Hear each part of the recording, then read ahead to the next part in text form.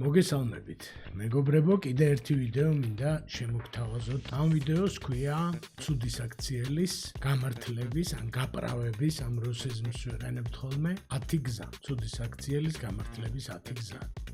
დარწმუნებული ვარ, რომ თქვენ გამოცდილებაში იქნება ხალხი, ვინც ამ გზებით ამართლებს თავის აქციელებს, თუმცა ჩემი მთავარი მიზანი მაინც არის, რომ პირველ რიგში ჩვენ თავს დაუფიქრდეთ. სხვები აუცილებლად გაგახსენდებიან, ვინც ამას აკეთებს, მაგრამ თქვენ თავსაც დაუფიქრდეთ, რამდენად გახასიათებთ ეს გამართლების, გაправების გზები და მნიშვნელოვანი ხელისშემშლელია განვითარების და ამიტომ გვაინტერესებს, რომ ამაზე დაფიქრდეთ და რაღაცა გადაწყვეტილებები მიიღოთ. დავიწყოთ თავიდან, რომ ყველას გვეშლება. ანუ აბსოლუტურად არ არსებობს ადამიანი, რომელსაც სამსახურშიც, პირად ცხოვრებაშიც, საზოგადოებრივ ცხოვრებაშიც რამე არ ეშლებოდეს და შეცდომები მოგვდის, ხანდახან არის რომ ვერ ხვდებით ამ შეცდომებს და ხანდახან არის რომ ხვდებით, ხო?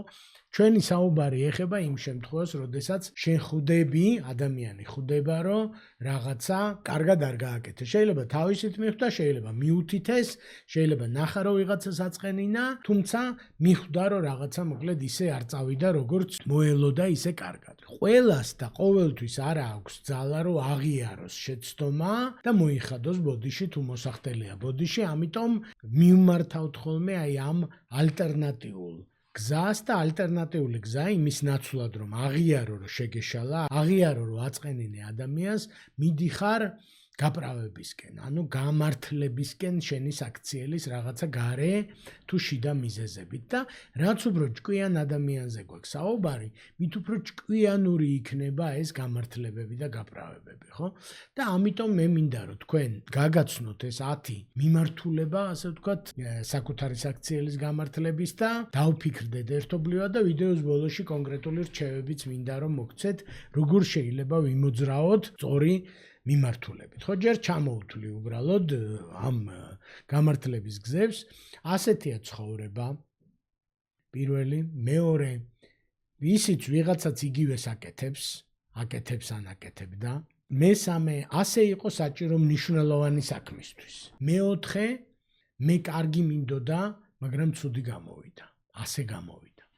მეხუთე, გარემო იყო ცუდი და ამან განაპირობა. მეექვსე, ჩემი წარსულის გამო გავაკეთე ეს, მე ცუდად მომექცნენ და ამიტომ მოგეკეცით ასე. მეშვიდე, შენ აბუქებ, ზედმეტად გრძნობი არ ხარ, საერთოდ შენი ბრალია. მე მგონი შენ შექმენი ეს პრობლემა. მერვე, საერთოდ შენ დამაპროვოცირე და ამის გაკეთება შენი ცუდის აქციელით იქნა გამოწვეული. მეცხრე არის ჩვენი შეუთავსებლობის ბრალია, მე სხვანაირი ვარ, შენ სხვანაირი ხარ, ჩვენ სხვანაირები ვართ, თქვენ სხვანაირები ხართ და მეათე არის რომ არ მომხდარა ასეთი რამე. საერთოდ უარყოფა არის მეათე მეთოდი. მოკლედ ეს არის 10 მეთოდი, ჩამონათვალი. ეხლა ჩავუღრმავდეთ თითოეულ მათგანს და განვიხილოთ თითოეული მათგანი. პირველ რიგში მინდა რომ სანამ გამართლება გაправებაზე ჩავუღრმავდებით, მადლობა გადაუხადო ამ ვიდეოს სპონსორებს. თქვენ შეამჩნევდით, რომ YouTube-ზე ჩვენ ვიდეოებს არ აქვს რეკლამა და კლასიკური გაგებით სპონსორებიც არ აქვს. საქმე ის არის, რომ ამ ჩვენი ვიდეოს და ყველა ჩვენი ვიდეოს სპონსორები არიან ის კომპანიები და ის ადამიანები, ვინც გვიკვეთავენ და მონაწილეობენ ჩვენ ტრენინგებში. და სწორედ თქვენგან მიღებული რესურსი გვაძლევს ჩვენ საშუალებას, რომ შევქმნათ უფასო ხარისხიანი სასწავლო მასალა და ამისთვის დიდი მადლობა გეკუთვნით. ინფორმაცია ჩვენ ტრეინინგების შესახებ არის ჩვენ საიტზე flowmaster.g. ვილაპარაკოთ თითოეულ გზაზე, ასე ვთქვათ, ცუდის აქციელის გამართლების. ასეთია ცხოვრება. აბა რა გეგონა? მე თუ არ ვიზამდი, სხვა იზამდა, ხო? მაგალითად, დაგიშავათ რაღაცა თანამშრომელმა თქვენი იდეა მიითვისა. და მე როდესაც გამოვხატავ ჩემ პროტესტს, რომ თათბირზე ჩემი იდეა, რომელიც მე გაუზიარე, თავის იდეად გაასაღა, მოკლედ ადამიანი მეუბნება, რომ ასეთია ცხოვრება. მე თუ არ ვიზამდი, სხვა იზამდა. რა ვიცი, მე რა ვიცი, რომ ეგ იდეა შენი იყო და შენ სხვას არ მოპარე. ანუ ფაქტობრივად, მთელი ცხოვრების გაცუდებით თითქოს მისი ცუდის აქციელი ისეთი ცუდი აღარ არის. ხო? whataboutism-საც ეძახიან, რომ აბა მილიონი ცუდი რაღაცა ხდება. მოკლედ, სხვებიც თუ ცუდ რაღაცებს აკეთებენ და ცხოვრება თუ ასეთია, ესე იგი ჩემი სიცუდე ისეთი ცუდი აღარ ყოფილა. კიდევ ერთხელ ხაზი მინდა გაუსვა, ხალხო, ეხლა თქვენ ავტომატურად გეფიქრებათ სხვა ადამიანებზე, ვინც თქვენთან მიმართებაში შეიძლება ესეთი რაღაცა გააკეთა, მაგრამ თქვენ თავზეც იფიქრეთ, ძალიან გთხოვთ.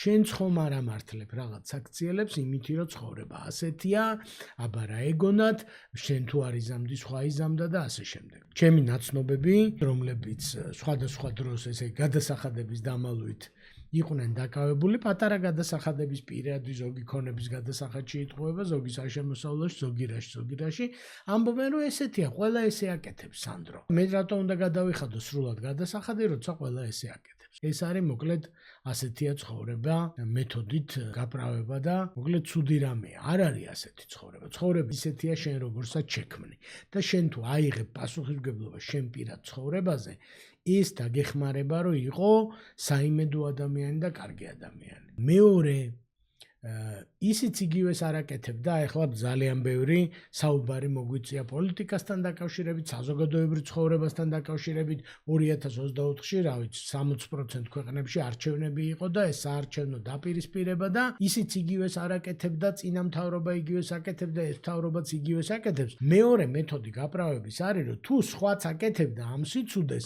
ესე იგი ჩემი სიცოდე ისეთი უნიკალური და ცუდი აღარ არის. ხო? თუ ცნობილი და ისტორიული პირები აკეთებდნენ ამ ამბებს, ხო, მთლად უკეთესი, ხო? ესე იგი გამოდის, რომ მე თუ დავაშავე, ხო? მაგალითად მე თუ ხმას აუწიე სამსახურში. და მე თუ მოვიყვანე მაგალითი, რომ მასწავლებელი, პედაგოგი ვიღაცა ისიც ყვიროდა, ესე იგი მე აღარ დამიშავებია, ეგრე არ არის. ჩვენ უნდა ვიყოთ მზადრო ჩვენი საქციელებისთვის პასუხისმგებლობა. ავიღოთ და არ გავაუბრალოთ, არ გავამარტივოთ ჩვენი დანაშაულები და შევეცადოთ, რომ გაკვეთილი ვისწავლოთ. მესამე და ძალიან გავრცელებული იყო, რომ ასე იყო საჭირო მნიშვნელოვანი საქმისთვის, ქვეყნისთვის, კომპანიის ინტერესებისთვის და ასე შემდეგ და მე ბევრჯერ შევხვედრი ვარ, ასე ვთქვათ, ამ მეთოდს, მეც გამომიყენებია ცხადია, უცოდველი არც მე ვარ, ასე იყო საჭირო, ასეა საჭირო. და ხშირ შემთხვევაში მე არ ვეთანხმებოდი შინაგანად რაღაც გადაწყვეტილებებს და მე მეუბნებიან, რომ ასეა საჭირო ორგანიზაციისთვის, ასეა საჭირო ქვეყნისთვის, ან კომპანიის ინტერესებისთვის, ოჯახის ინტერესებისთვის და ასე შემდეგ, ხო? ესეც არის ძალიან გავრცელებული მეთოდი ცუდი საქციელების გაправების და გამართლების, ხო?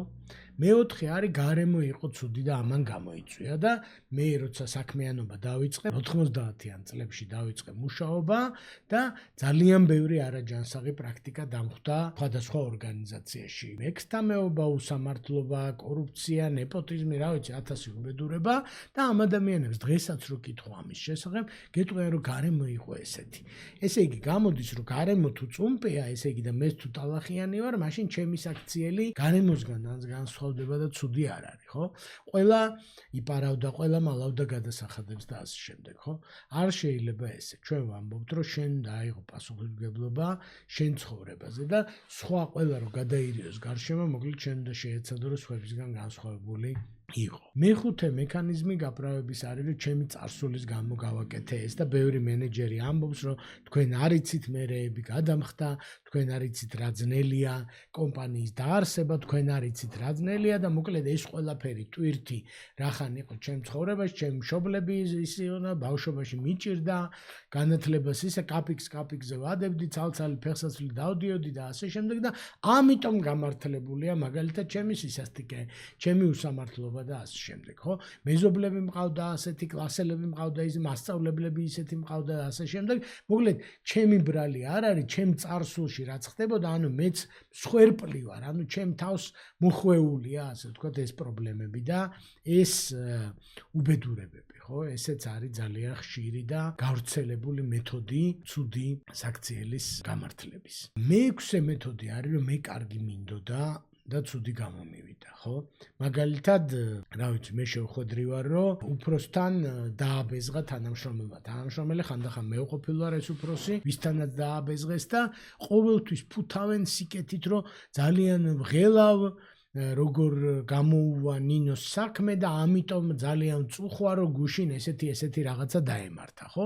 ხშირ შემთხვევაში ეს ცუდი საქმე იფუთება, ასე ვთქვათ, კარგი სურვილებით, კეთილი სურვილებით. მე მგონი ყველას გაგვიკეთებია ეგ ამბავი, საამაყო არ არის მტკივნეულია, მაგრამ ფუთავთ, ესე იგი, კეთილი განზრახვებით არის მოფენილიო, როგორც ქვაფენილი ჯოჯოხეთის გზაო, ესეთი გამოთქმა არსებობს, ხო?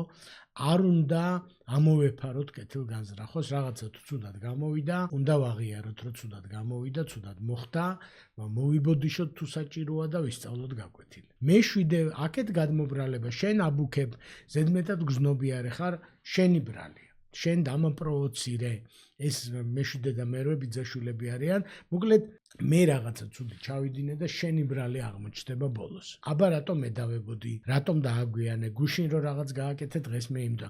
აბა წინა ჯერზე შენ რო გააკეთე, ბავშვებმა რო იციან, პირველმა იმან დაიწყო ჩხუბი და მე მეც მოვიქეცი არამეგობრულად და ცუდად და ასე შემდეგ. ნუ გადააბრალებთ ნურავის, ესე იგი, ის ადამიანი მოიქცა, როგორც მოიქცა, ეს არის ობიექტური რეალობა, მაგრამ შენ სრული კონტროლი გაქვს შენ საკუთარ ქცევაზე და მოქმედებებზე, ხო? და სხვამ დაგაპროვოცირა თუ გარემომ დაგაპროვოცირა თუ რაღაცამ დაგაპროვოცირა ეს არის. გეჩვენება, ვეუბნებით ადამიანებს რომ ეჩვენებათ. არა კი არ ყვირი ვარ, უბრალოდ ხმამაღლა ვლაპარაკობ, უსამართლოდ კი არ ვიქცევი, არამედ რაღაცა, მოკლედ ეს არის თვალში ნაცრის შეყრა და მეტი არაფერი და გადაბრალება სხვა ადამიანზე თქვენი გაკეთებული საქმის. ასევე გავრცელებულია შეუთავსებლობა. რა ვქნა ასეთი ვარ. შენ ეგეთი ხარ, მე ასეთი ვარ და ჩვენ ვართ შეუთავსებელი და იმიტომ ხდება ეს რაღაცეები. არ არის სწორი.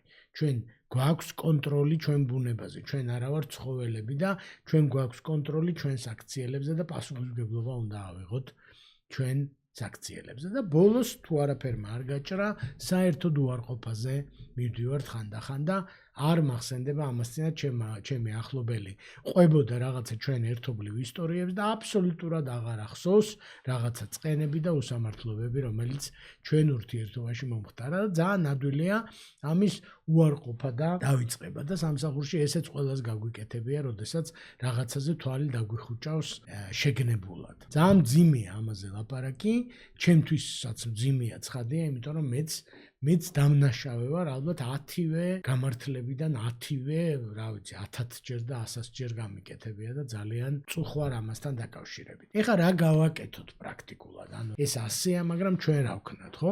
პირველ რიგში თუ მოგწონთ ეს ვიდეო, ვთხოვთ რომ მოიწონეთ ვიდეო, დააკომენტარეთ თქვენი გამოცდილება როგორ არის და გამოიწერეთ ჩვენი არხი. YouTube-იც და ჩვენც ამითი ვხვდებით, როგორი ვიდეოები მოგწონთ, რომ მომავალში მეტი ასეთი ვიდეო შემოგთავაზოთ. ეხლა რა ვქნათ პრაქტიკულად? პირველი, სანამ სხვის თვალში ბეწვს დაინახავ, იქნებ შენ თვალში დაინახო მორი. ჩვენ უცოდავთ, ეს 10-ვე ცოდვა ჩვენი ცოდვაა, სხვებში ვხედავთ და დარწმუნებული ვარ, უამრავი შემთხვევა გაგახსენდათ, როცა თქვენ მიმართებაში იმართლებდა ვიღაცას თავს, გთხოვთ, რომ თქვენ გულში ჩაიხედოთ და დაფიქრდით, თქვენ ამ 10-დან რომელი უფრო მეტად გახასიათებთ და რომელი ნაკლებად. სხვას თქვენ ვერაფერს მოუხერხებთ, რასაც იზამენ, იმას იზამენ, მაგრამ თქვენც თუ იგივეს აკეთებთ, მაშინ რა განსხვავებაა? ხო?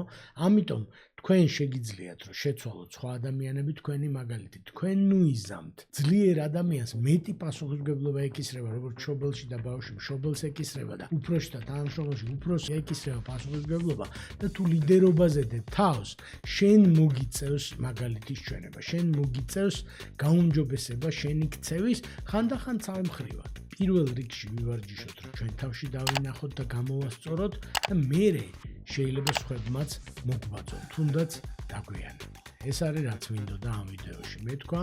მადლობა ყურადღებისთვის და მალე შევხვდებით შემდეგ ვიდეოში.